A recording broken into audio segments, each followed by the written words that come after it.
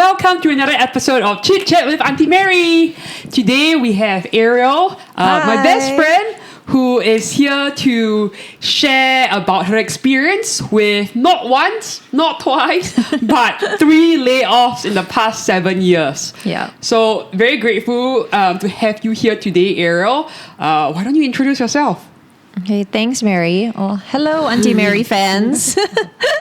It's cool to be here. But yeah, like Mary said, we're best friends. We've known each other, 16 years, meeting in New York, going through ups and downs. She's seen me through everything in my career, especially, as she mentioned, like my pretty tumultuous journey in the last 7 years of going through 3 layoffs. So yeah, I'm happy to share, all the tips or like more about my experiences going through that.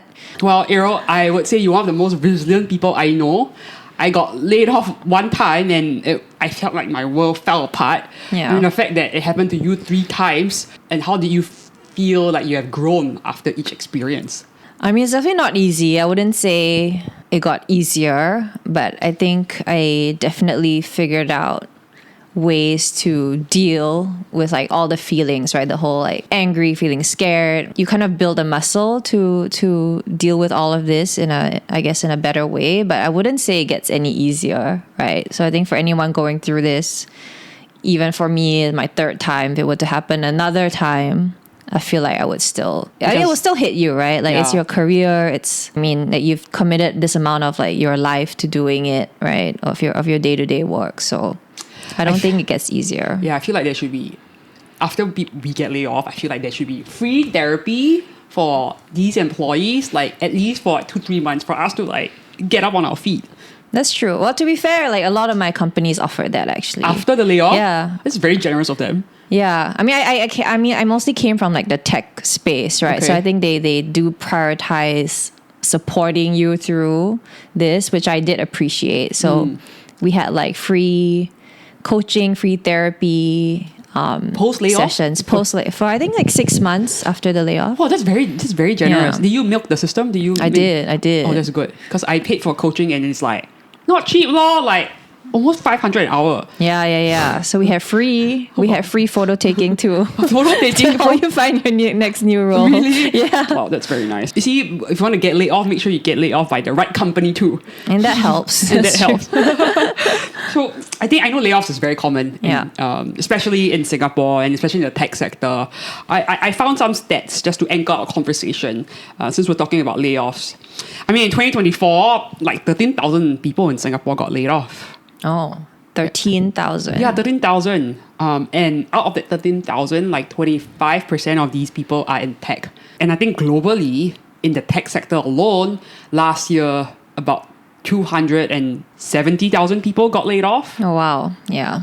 I guess that sounds about right, actually. And 50% of them are from the US. So probably your colleagues were also involved. A lot of the tech giants, I think. Yeah, that's brutal. I feel there should definitely be more compassion.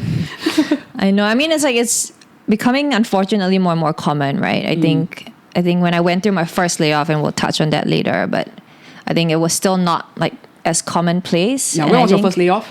2018. Yeah, 2018, it was not the norm yet. Yeah. Oh, you actually went through a lot. I've gone through a lot. A lot.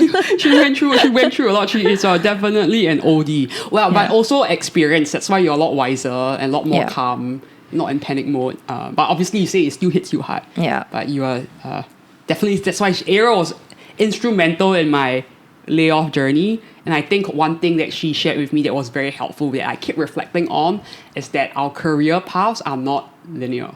Yes, definitely. I think that's definitely one learning I took away as well, is that like no one's career goes this way, right? Like it's not ever an upward journey. Like you think it is when you're younger and starting out.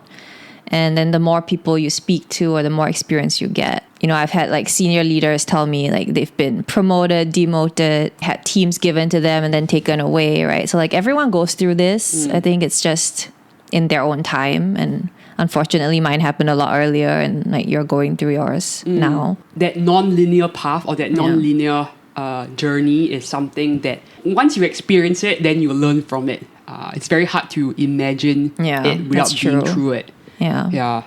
Well, so Ariel, take us back to 2018 then. You could share with us what happened then and how did you manage that first layoff? So I guess for some context, I was at an American ride-sharing company. Right sharing. So I actually was still in the US, and then I relocated back to Singapore for this like specific company and specific role. And it was also my first like bigger tech company experience. Before that was mostly like smaller startups. So I was like super excited. I think, as you know. Yeah, you were very excited. Yeah, I She was moved back all the way to Singapore. Yeah. From New York. Yeah.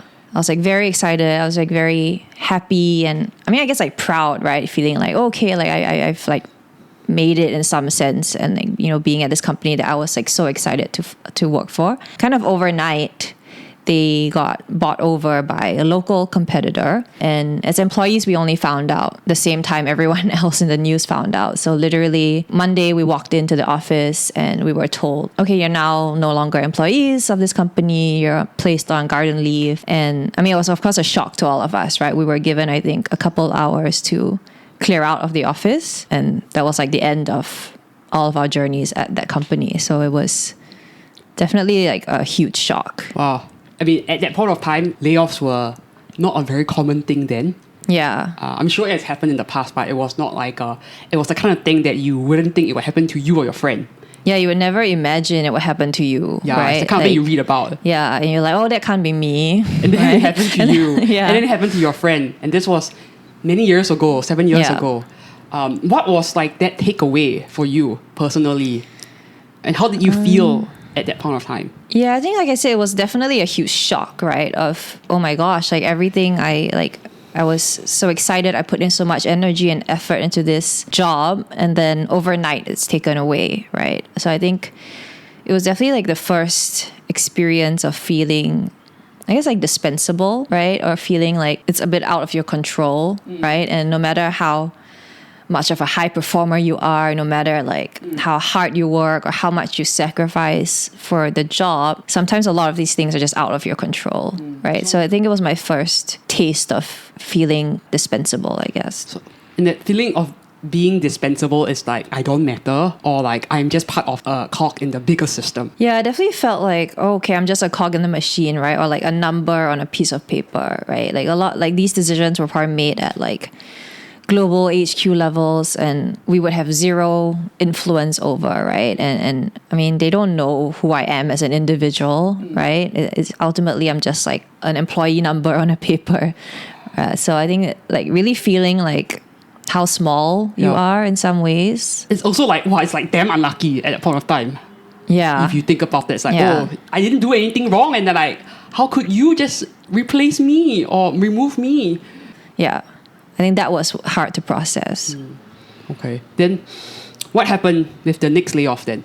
After the first, I still like carried on as usual, right? I think I still prided myself on like being ambitious and having a career in tech and exploring that. But then the second layoff happened, and that time I was at a travel tech company. And We had COVID. yeah, I literally joined 3 months before Also COVID very hit. unlucky So I was like, again. who would have known? Like literally. It's okay, even though your I luck is remember very when good. I was telling you I was going to join this travel company, Mary was like, travel is so safe. I did say, I was like, Travel is it's the safest. Everyone loves to travel. I say recession I was like, proof. you're right. recession proof. She was like, it's a very safe job. Because you came from that space I came before. from travel as well, and Yeah. it was like a big travel tech giant. Yeah. That was doing very well. So I was like, it's predictable, it's safe, you Yeah. have a good time, go for it. I mean, I was hired to join this like new business unit that they were developing. So when COVID hit, they made the decision like, let's just cut this entire business unit, right? So my entire department were essentially let go. Again, like kind of overnight. I think they gave us a bit of a heads up that this might be coming, but no one knew the extent. I remember everyone was like, oh, you're safe, you just joined. Like, why would they let you go, right? You got let go in how long? I think I just passed my probation, so 3 months. But which meant that I got a full severance. That's very good. You basically worked 3 months, got 3 months. Yes. So it's 2x salary. Yes. Yeah, but still, it was very unpredictable for you. And you were, I mean, I can imagine at that point of time, you were like, I was also thinking to myself, oh my God, Ariel didn't do anything wrong. She's really very unlucky. Yeah, I mean, I definitely felt very unlucky. I was like, how can this happen to me? Yeah. Twice in less than 2 years, literally. And so I think that was probably my first real experience with layoff, of feeling scared. Oh shit, like what do I do now, right? Like what if I can't find a job with COVID, or what if I can't earn money for the next, I don't know, number of months? And then of course feeling like a lot of shame. I mean, again, like how can this happen to me twice, right? Like did I do something wrong? Is there something wrong with me? Like I took it pretty personally. But you were also very hardworking and you got a lot of job offers, remember? Yeah, so the bright side was, I jumped straight into job hunting. Like, I think I maybe took like a few days to like be sad, and then I just jumped straight into like networking, connecting with people. And I'll say, I think people were very supportive. Like even people that I didn't really know, if I reached out, everyone was like very happy to help. And like you introduced me to a lot of people as well. I think that helped to just like talking to a lot of people. And, when I shared my story with them, they're all very understanding, right? I was very scared that I'll be judged or feel like, oh, I'm less valuable now, that, people might think I'm a poor performer or whatever it is, right? I agree. I think even with my layoff personally, like everyone was very supportive. Yeah. People reached out to me and say like, oh, if you need recommendation or referrals, let me help you. Yeah. So I think people are usually very empathetic when people get laid off. But I think it's us in our head.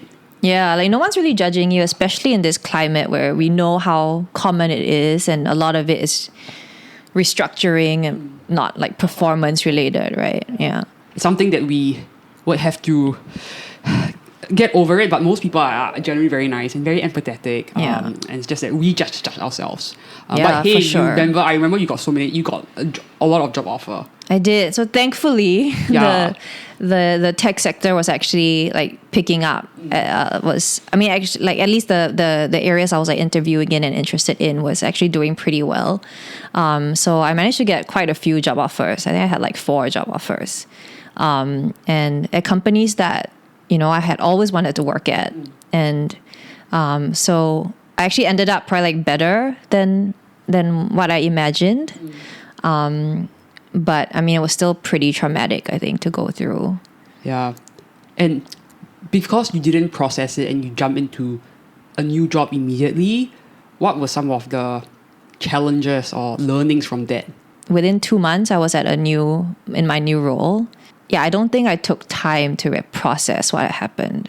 I don't think I took time the first time either, right? I was kind of just like going with the flow. Just and hit down, just like look for a job. Yeah, just look for a job, just figure out the next step. So it's accumulation, right? It was kind of like, you said your first feeling was like you felt dispensable. Yeah. Then the second one was like when you feel, you were very angry. You said you felt, like you also resented the system. So it was like an accumulation of that. And you took that and you entered your new role. Yeah. Like, I don't think I realized that I hadn't processed these feelings, right? So I don't think I realized I still carried some like resentment towards what had happened, or like anger towards what had happened. So I went to the new role, and I realized my perspective on career changed a lot. I think after that second layoff, and in my new role, I was at like one of the tech giants, and I should have been like very excited about that, right? I think it was a company like I'd always dreamt of working at, but I was feeling, I think because of what had happened, I set a lot of like boundaries for myself at work. Like my perspective on work changed, I guess. Like I didn't prioritize my career as much, and I think it was a defense mechanism. What kind of boundaries did you set? Like my work-life balance became a lot more important to me, right? I wasn't as willing to sacrifice. We couldn't travel, especially in the early days of COVID, but in the past, like, if I was asked to travel weekly on a weekend, like happy to do it, right? No questions asked. And I was a lot clearer on like what I would sacrifice, right? Like I'm not going to give up time with like my family, my friends. I had very clear on like what work meant to me. And it was a bit, I guess, like transactional in a sense, right? Like I show up, I still did my job, right? And I still did what I had to do, but it felt quite transactional in a way. Like I think in the past we gave everything, right? We gave everything to our jobs, and we felt like it was a bigger purpose. But it became quite clear to me that, okay, this is just a job, and like I have my life outside of that. Hey, but I have to say, Ariel still got promoted I did. She got promoted Yes. and despite setting boundaries. So do you think maybe this is the right mindset that people should adopt, that we should not give so much to work, have boundaries, and then maybe we'll just perform better? I think looking back, I think it's healthy, and I've definitely carried that. I mean, I've moved on now, right? But I still carry this setting boundaries in terms of like how much I let work impact me as well, right? I think, and I see this a lot with my husband or like with our friends, right? You carry the stress of work with you. Like you can't sleep at night. You spend the weekends thinking about it. And I guess because I set up very clear boundaries for myself. Like no matter how stressful work gets, I can quite easily like shut off. And when I'm outside of work, right, like on the weekends, I really make an effort to not think about work. You can fully enjoy your time and be present. Yeah. See, that's something that I wish I did earlier. Yeah. Have that, set very clear boundaries, maybe even be less emotionally attached to my job. Yeah. And I think I would be a lot happier. But I remember you mentioned that despite having a boundaries and despite getting promoted, you were still not very happy. Can you explain why? I think a lot of that, like you said, right? Like I set up these clear boundaries. I was really focusing on my life outside of work, right? But I mean, you still spend so much of your day to day at work, right? Like it's majority of your waking hours on the weekday. And I was feeling very like unfulfilled at work, like uninvested. And I think it could be because I had kind of told myself that career didn't matter as much as like a defense mechanism, right? Like, because it's been taken away from me so many times. There's trauma clearly, yeah, trauma. I'm like, okay, like it can't hurt me if I don't care so much, True. right? I think that was my like defense mechanism. Yeah. But I realized it came from a place of anger and resentment, and like, Against the a lot system. of like cynicism toward these like large corporations and feeling so small and dispensable. So while I think the boundaries I set are healthy and I would encourage it, I think it came from a place of hurt and anger versus like me being more intentional in why I'm doing this. So I think the takeaway was that even though you were able to get promoted and set those boundaries, like you were still unhappy inside Yeah. and resentful. Yeah. I think just because I didn't process what had happened. And I think I very like subconsciously deprioritized my career. And I didn't really understand like why I was feeling that way.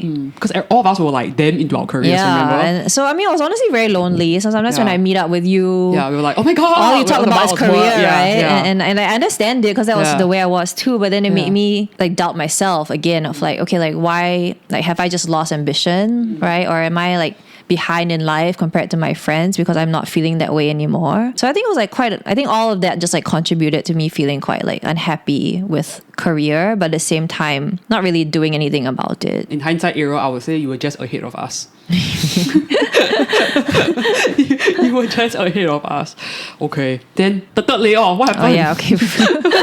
What did you do? Another one. The third layoff. So I mean, this time I was probably the most prepared I could ever be for a layoff in this one. It wasn't the first at the company, so I already knew it could happen. And knowing my luck, I was like, it's probably going to be me. I told everyone it's like definitely going to lightning be strike me. 3 times. I was like, it's definitely going to be me next round. So I was very prepared for it. I was like, no lah, Ariel, cannot be lah. Happened to you so many times already. I know, like, that's no, what everyone said, but cannot see? be. And I think I was with you, right, in Yes, Italy. we were in Italy. I was like, cannot be. I think stay positive. Like, you know, there Yeah. are people who will still be in the road. It's like, yeah, cannot be. We got so unlucky. Yeah, I remember we were at lunch. And I was Yeah. like, okay, Mary, I'm going to find out at 12 p.m. Yeah.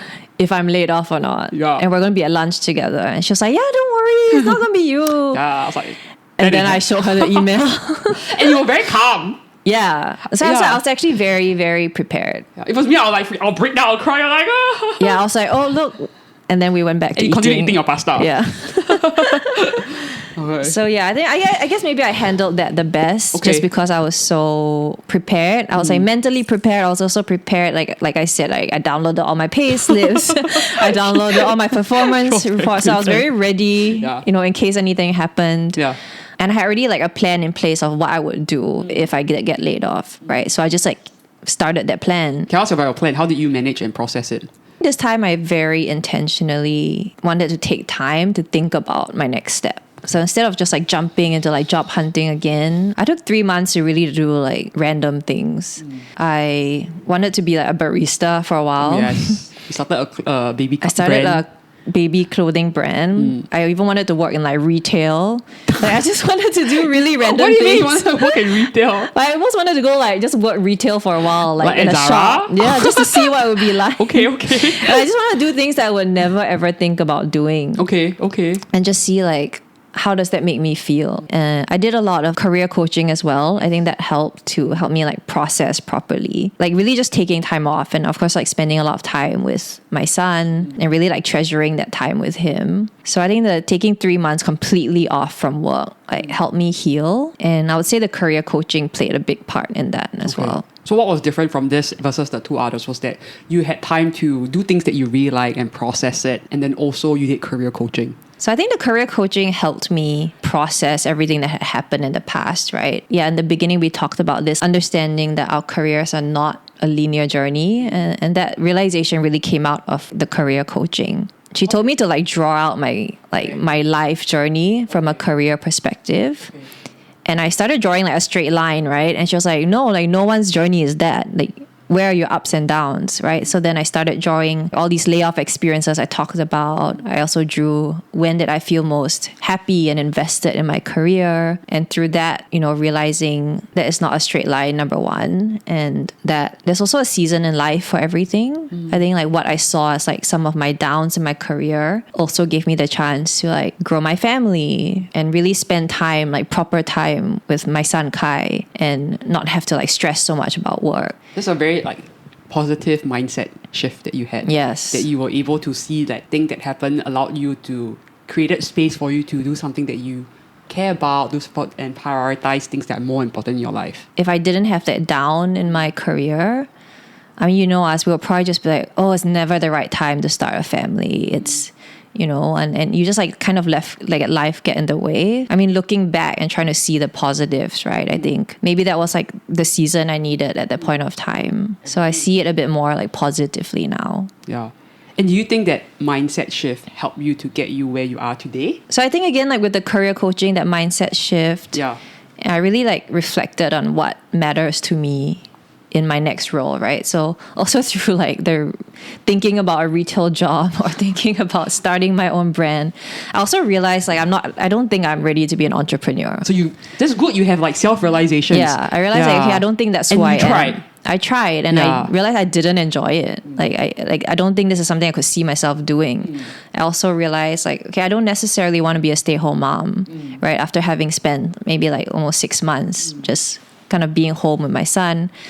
So I guess I came to the realization that, you know what, I do want to have a career, and I'm actually okay working for a company and corporation. I don't mind it, but it just needs to be in a way that I feel makes sense for me. So I think in the past, I prioritized a lot the company name, the title, the salary. And I realized that, I mean, those things matter to some extent, but what I actually really care about is the team culture, or how much impact I can drive at work. Like, do I feel like my work actually matters in the company, right? So then I realized, okay, maybe I need to go to a smaller company. So it helped me be a lot more selective in the type of roles I went after.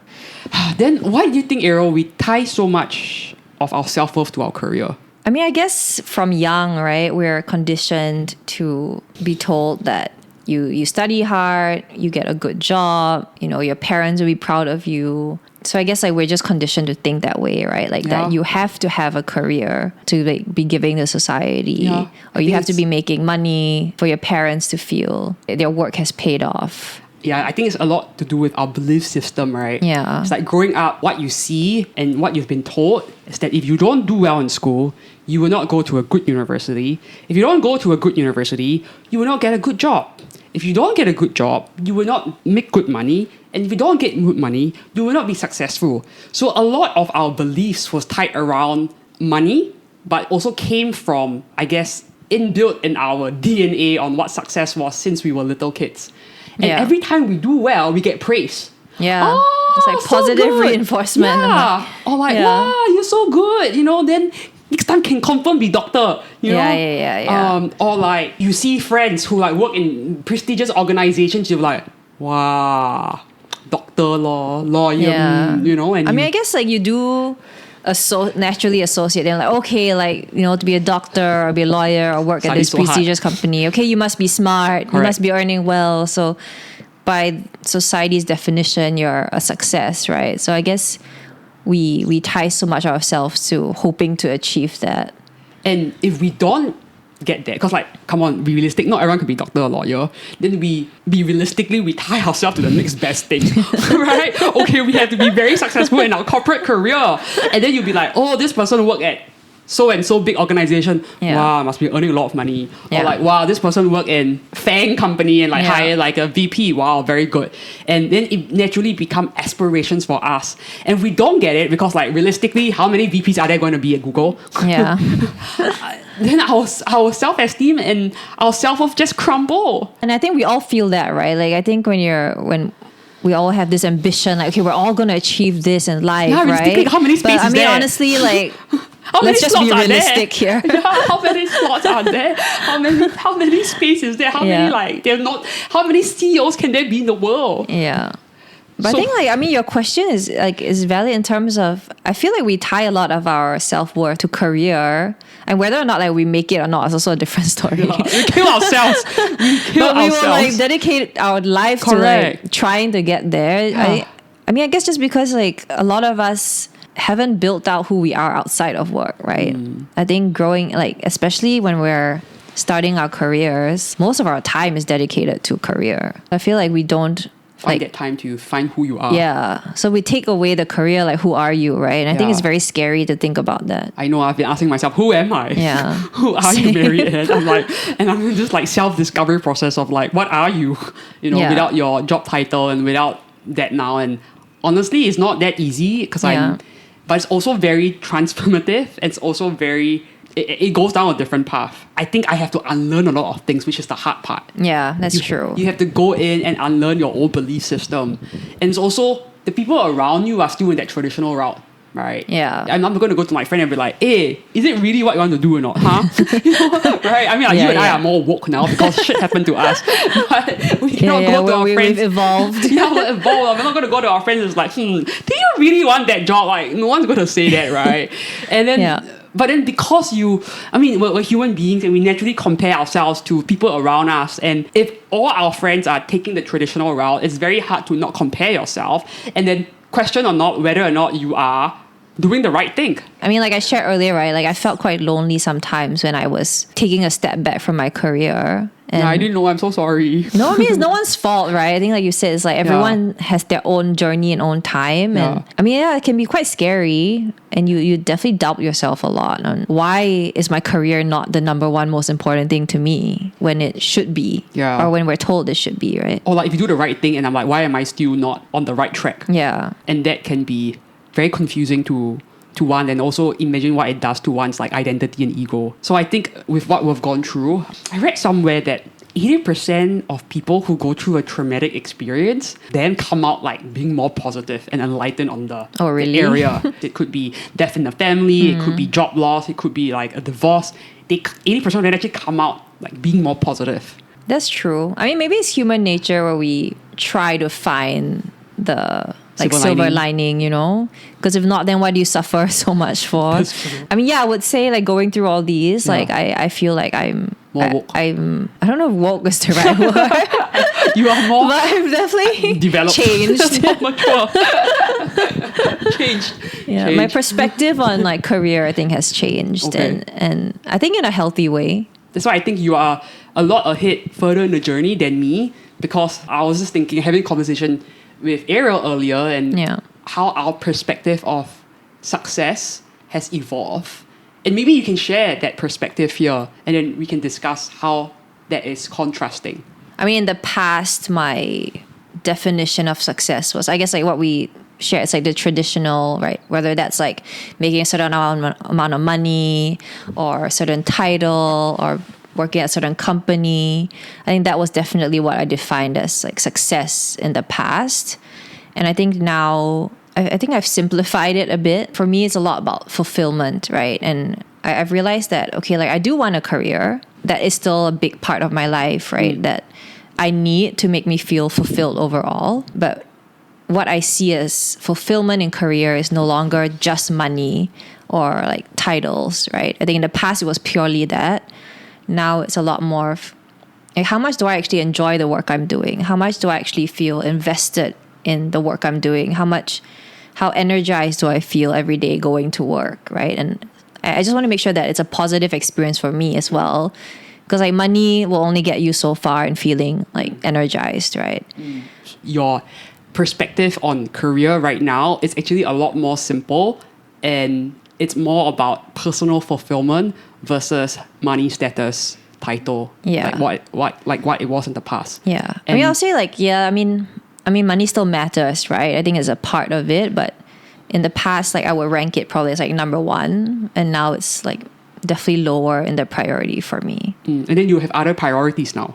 Yeah. And I think success to me is like not just career anymore. It's also like, how do I feel? How fulfilled do I feel as a person? Not just career wise. I can feel fulfilled in like very simple ways now. I feel like spending time with my son Kai, growing my family, spending time with you like my friends, and like making sure that I still develop these and I maintain these friendships.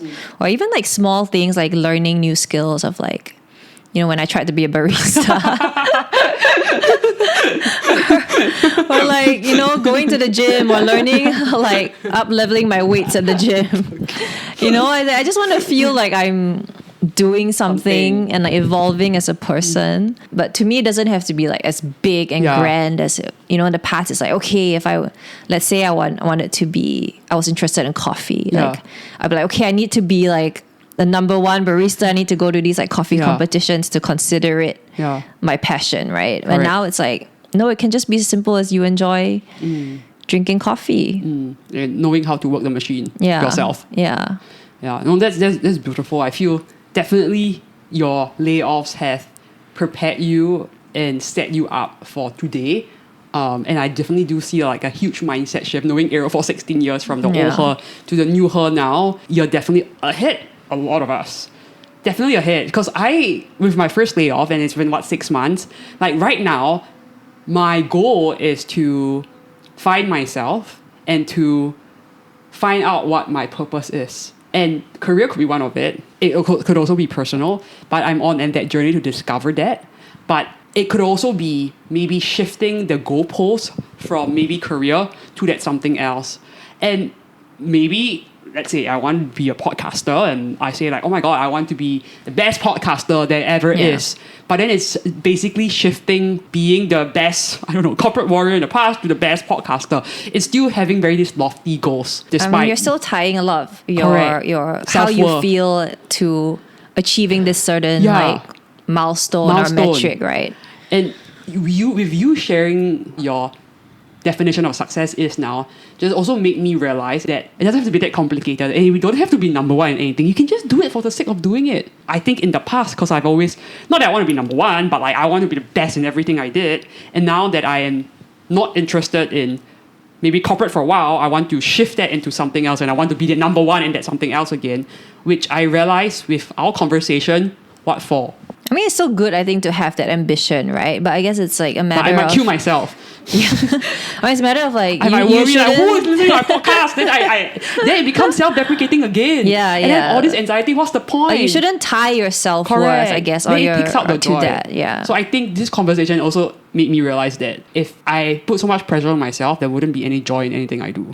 See, Ariel, you're so wise. Thanks, Maria. I probably just on self laugh.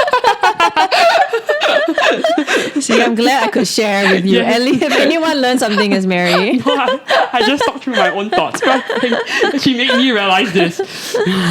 Okay. Well, to wrap things up, Ariel, what are one or two advice that you can share with our listeners here who's maybe going through something similar? I think number one, I mean, if you're going through a layoff, I think acknowledge that it's tough, right? It's not easy, and you have the right to feel all those emotions. I think the number one thing that I think helped me was to not take it personally.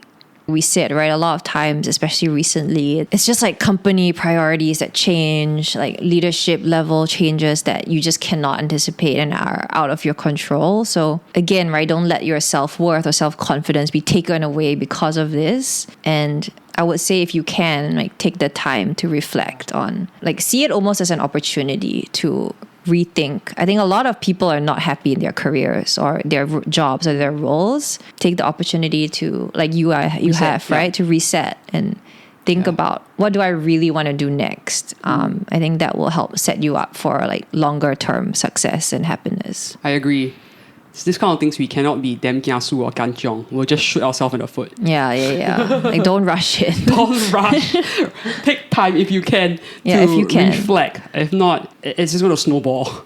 Yeah, I mean, for me, like, it piled up over years, right? And I didn't realize how it was impacting me until it happened third time. And I was like, okay, now I need to let me reset for a bit. Awesome. Okay, thank you so much, Ariel, for being so open and vulnerable and sharing your story with everyone here. And thank you, everyone, for listening to another episode of Chit Chat with Auntie Mary. Stay tuned for the next one. Thank you so much. Bye-bye. Thank you. Bye.